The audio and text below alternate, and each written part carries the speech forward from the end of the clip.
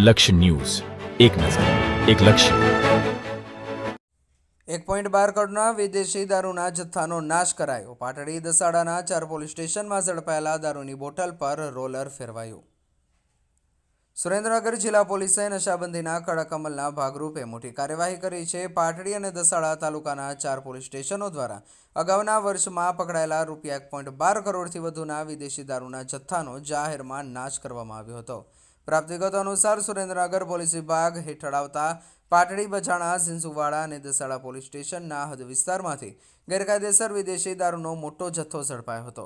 ઉચ્ચ અધિકારીઓની મંજૂરી બાદ આ ચારેય પોલીસ સ્ટેશનના કુલ 24,190 નંગ વિદેશી દારૂની બોટલો પર રોલર ફેરવી તેને જમીદોસ્ત કરવામાં આવી હતી. નાશ કરાયેલા દારૂના જથ્થાની કુલ બજાર કિંમત 1,12,85,849 અંદાજવામાં આવી છે. દારૂના જથ્થાના નાશ કરવાની પ્રક્રિયા કાયદાકીય માર્ગદર્શિકા મુજબ અત્યંત ચુસ્ત બંદોબસ્ત સાથે હાથ ધરવામાં આવી હતી.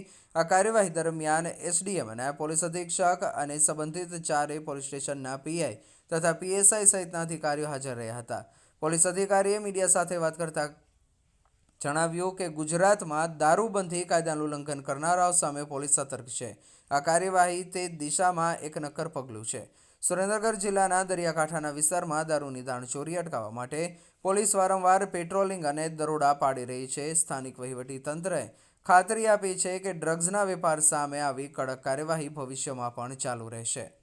રિપોર્ટર દેવમ ત્રિવેદી, સુરેન્દ્રનગર. આજરોજ Patdi police station, Bajana police station, Jhinjhuwada police station અને દસાડા પોલીસ સ્ટેશન, કુલ 4 પોલીસ સ્ટેશનનો સને 2025ની અંદર પકડાયેલ ગેરકાયદેસર પ્રોહિબિશનનો જથ્થાનો નાશ કરવામાં આવેલો છે. એસડીએમ સાહેબશ્રીની પણ હાજરી હતી અને કુલ 24,190 બોટલ તથા કુલ મુદ્દામાલની કિંમત થાય છે 1,12,85,849 રૂપિયા.